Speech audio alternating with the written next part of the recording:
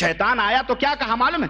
کہتا ہے ہل ادلکا علی شجرۃ الخلد وملک لا یبلا، آدم کیا میں تمہیں ایک ایسے درخت کیا تجھے میں ایک ایسا درخت نہ بتلاؤں جو ہمیشہ جنتی درخت ہے، وہ ملک لا یبلا، اور ایسی حکومت کے بارے میں تجھے نہ بتاؤں جو کبھی پرانی ہونے والی نہیں ہے، یعنی ایسے درخت کی طرف میں تمہیں رہنمائی کرتا ہوں کہ اگر تم کھا لو گے تو ہمیشہ جنت میں رہو گے، ہمیشہ اسی کے مالک بنے رہو گے، یہ کبھی تم سے ہٹ نہیں سکتی۔ تو اس نے اس شجرہ محرمہ کو، جو اللہ نے کہا کہ یہ شجرہ ملعونہ ہے، ملعون یعنی اللہ کی یعنی حرام درخت ہے، شیطان نے کیا کہا؟ شجرۃ الخلد اس کا نام دیا۔ کیا نام دیا؟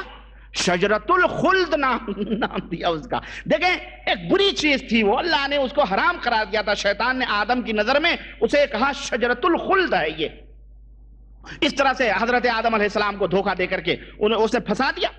اسی طرح سے اور بہت ساری چیزیں ہیں جو چنانچہ آج بے پردگی کو لوگوں نے کہا ارے یہ عورت پردے میں رہتی ہے، ارے انسانوں کا ایک بہت بڑا طبقہ ترقی سے پردے کی وجہ سے رکا ہوا ہے، یہ دقیانوسیت ہے، یہ کیا پردہ، ارے نکلو پردوں سے، آزادی زندگی حاصل کرو، آزاد گھومو روڈوں کے اوپر۔ جانتے ہیں یہ کون لوگ ہیں آزادی کی طرف اور یہ ہمارے گھروں کی عورتیں، اللہ انہیں ہدایت دے، ہماری بہنوں کو، ہماری ماؤں کو ان کو سمجھنا چاہیے، یہ تیری عصمت اور تیری عزت و آبرو کی چادر کو چوراہوں کے اوپر نیلام کرنے والے شیطان ہیں، جو اپنی ہوس اور اپنی شہوت کو بجھانا چاہتے ہیں، تجھے بے پردہ لا کر کے تجھ سے کام کروانا چاہتے ہیں، تو گھروں میں بیٹھ کے ملکہ بنی رہے، وہ ان کو گوارا نہیں ہے، یہ خود بزدل ہجڑے ہو چکے ہیں، اب کام کرتے کرتے ان کی کمریں درد کرنے لگی ہیں، تو انہوں نے سوچا عورتوں کو بھی سوارا لیا جائے، تو مرد فیکٹری کے اندر پس رہا ہے، عورت جا کر کے کسی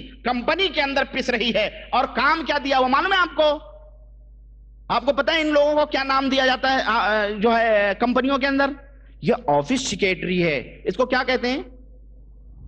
پرسنل سیکریٹری۔ عورتوں کی سوکنیں ہوتی ہیں گھروں میں، بیویاں ہمیشہ سونگتی رہتی ہیں کوٹ ان کے، ہمیشہ ان کے کپڑوں کے جائزے لیتے، کہیں لپسٹک تو نہیں لگی ہے۔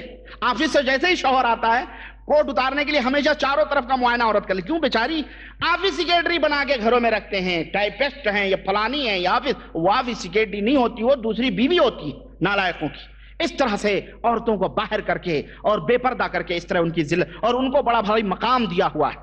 اسی طرح سے اختلاط کو لڑکے لڑکیاں ایک اسکول میں کالج میں پڑھتے ہیں، جہاں پہ اختلاط ہے، جہاں پہ ملاپ ہے، اس کو کیا کہتے ہیں؟ یہ ترقی یافتہ زمانہ ہے۔ ارے لڑکے لڑکوں کو ایک ساتھ رہنے دو، ملنے دو، ایک دوسرے کو ارینجمنٹ کر رہے ہیں، ایک دوسرے کو سمجھنے کی ان کو موقع دیا جائے اور ان کو سمجھایا جائے۔ اسی طرح سے جو فاسق و فاجر گانے والے ہیں، گانے ناچنے والے ہیں، ان کو اس طرح سے نام دیا ہوا ہے۔ اسی طرح یعنی یہ لوگوں ایسے نام دیے ہیں تاکہ لوگوں کے دل اس کی طرف مائل ہوں۔ اسٹار آ رہے ہیں تو پتہ نہیں کون سے اسٹار ہیں، بھائی اسٹار تو آسمانوں پہ ہوتے ہیں، ہم وہ کون سے اسٹار آئے ہیں چل کے دیکھیں، تو ان میں جا کے پھنسا۔ تو اس طرح سے شیطان مزین، تو یہ بھی ایک راستہ ہے کہ برائیوں کو اچھا نام دیتا ہے شیطان تاکہ لوگ اس کے اندر پھنسیں اور اس کے اندر جو ہے ملوث ہوں۔ اسی طرح سے اللہ کی جو اطاعتیں ہیں، اللہ کی جو عبادتیں ہیں، اللہ رسول کی جو اطاعت اور فرما برداری کے نام ہیں، ان ناموں کو لوگوں کی نظروں میں ان کو غلط نام دینا، ان کو برا نام دے کر کے لوگوں کے اندر پھیلانا، جبکہ حق جو ہے ایک روشنی ہے اور ایک نور ہے جو ہمیشہ بلند رہتا ہے، لیکن اس کو شیطان غلط نام دیتا ہے۔ چنانچہ قوم عاد جو تھی، قوم عاد، اللہ رب العزت نے ان کی طرف جو ہے اپنے حضرت ہود علیہ السلام کو بھیجا، تو قوم عاد کی نظر میں اللہ کی اطاعت اور فرما برداری کو شیطان نے کیا رنگ دکھایا، دیکھیں اللہ تعالیٰ نے فرمایا اِنَّا لَنَرَاكَ فِي صَفَاحَةٍ وَإِنَّا لَنَظُنُّكَ مِنَ الْكَاذِبِينَ، کہ ہود ہم تو تمہیں بیوقوف ہی سمجھتے ہیں، جبکہ وہ اللہ کے نبی تھے، اللہ کے مطیع اور فرما بردار تھے، اللہ کے عزیز بندے تھے، لیکن شیطان نے کیا کہا، ان قوموں نے کیا کہا، شیطان نے ان کی نظروں کا زاویہ پیمانہ کیسے تبدیل کیا کہ ایک اللہ کی اطاعت اور فرمانبرداری کرنے والے کو کہا ہم نے تمہیں بیوقوف سمجھتے ہیں اور ہم یہ سمجھتے ہیں تم جھوٹے آدمی ہو، جھوٹے ہو۔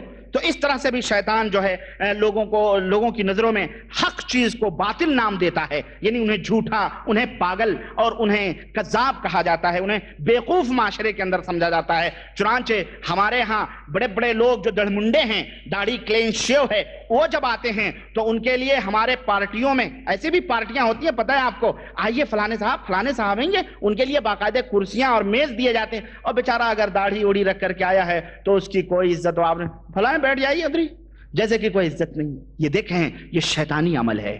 اللہ رب العزت کا مطیع اور فرما بردار ہے، اس کی یہ عزت و آبرو نہیں کرتے۔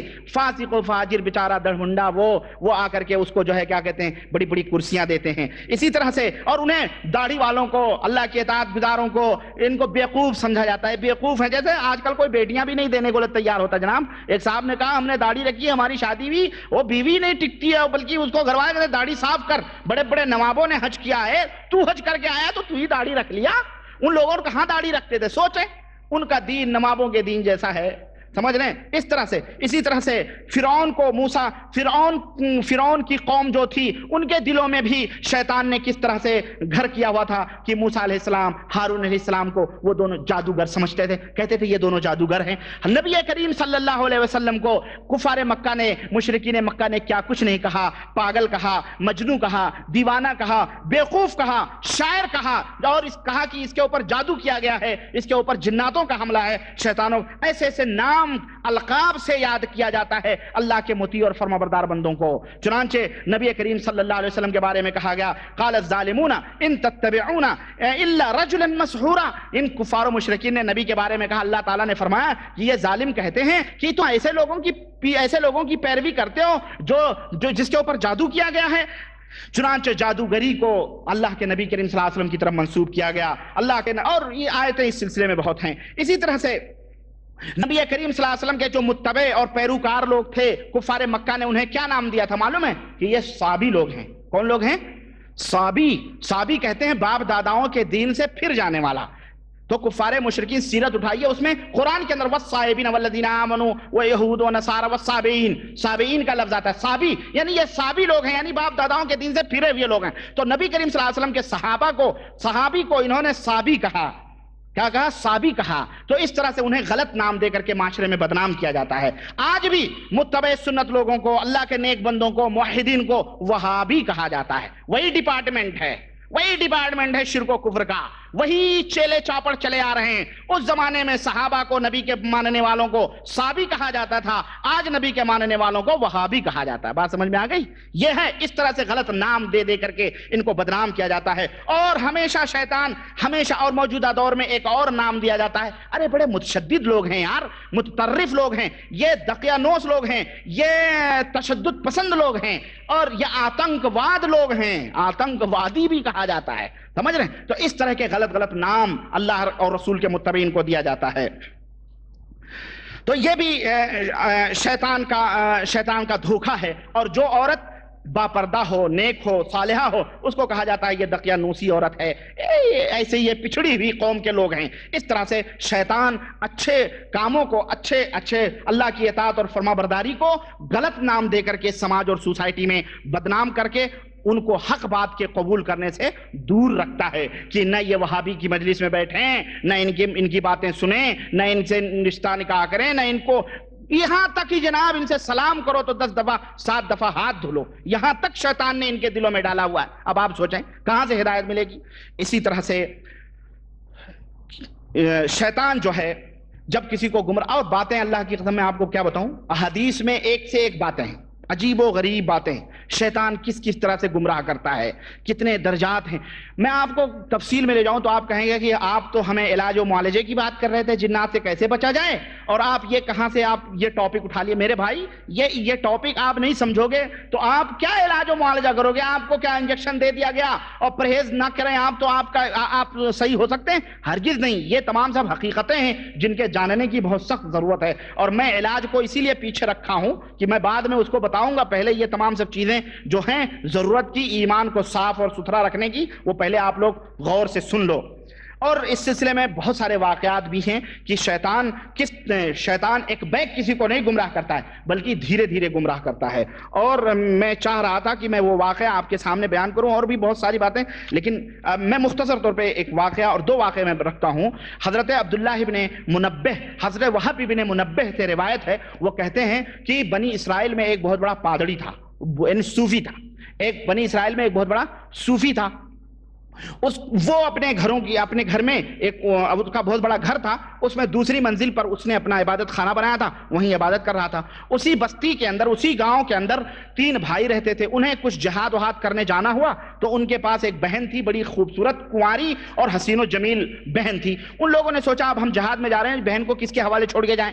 چنانچہ انہوں نے کہا اس محلے میں، اس بستی میں ایک بہت بڑا عبادت گزار صوفی صاحب ہیں، ان کے حوالے کر دو. چنانچہ وہ صوفی صاحب کے پاس آئے اور کہنے لگے حضرت ایسا ایسا معاملہ ہے، ہم لوگ جا رہے ہیں ہماری بہن کی عبادت کو. انہوں نے کہا اعوذ باللہ، نہیں بھائی دور کرو، ہم یہ سب چکروں میں نہیں پڑیں گے. لیکن اب وہ بیچارے کریں تو کون سا، کس کے گھر کرتے ہیں، کوئی غلط کام کر بیٹھے، اس لیے اب اس کو برابر اصرار کرتے رہے، آپ رکھ لو، آپ کسی طرح سے اس کی حفاظت کرو، ہم لوگ واپس آ جائیں گے جہاز سے. چنانچہ آخرکار وہ صوفی راضی ہو گئے. صوفی صاحب راضی ہو گئے، کہنے لگے ٹھیک ہے، ہمارا یہ عبادت خانہ ہمارا اوپر ہے اور یہ ہمارا گھر ہے، ایک کمرے میں اس کو رکھ دو. اس کمرے میں ڈال کے وہ تینوں چلے گئے. اب صوفی صاحب کیا کرتے تھے، رات بھر عبادت کرتے تھے، دن بھر بھی عبادت کرتے تھے. کھانے کا وقت ہوتا، کھانا بناتے اور کھانا بنا کے اپنے عبادت خانے کے دروازے پر وہ کھانا رکھ دیتے اور اپنا اندر اوپر چڑھ جاتے اور اوپر سے آواز دیتے تو وہ لڑکی نکلتی اور وہ کھانا عبادت خانے کے دروازے سے لے کر کے اپنے گھر میں چلی جاتی. ایک زمانے تک ایسے چلتا رہا. شیطان آیا، ابلیس آیا. ابلیس نے کہا صوفی صاحب یہ بڑی غیر مروتی کی بات ہے، آپ ایسا کرو، یہ بھی کوئی آپ اپنے دروازے پہ کھانا رکھ دیتے ہو. ارے بھائی زیادہ سے زیادہ آپ یہ نہ کرو، وہ لڑکی بار بار اپنے گھر سے نکلتی ہے، لوگ دیکھیں گے، ہو سکتا کوئی بھگا لے جائے.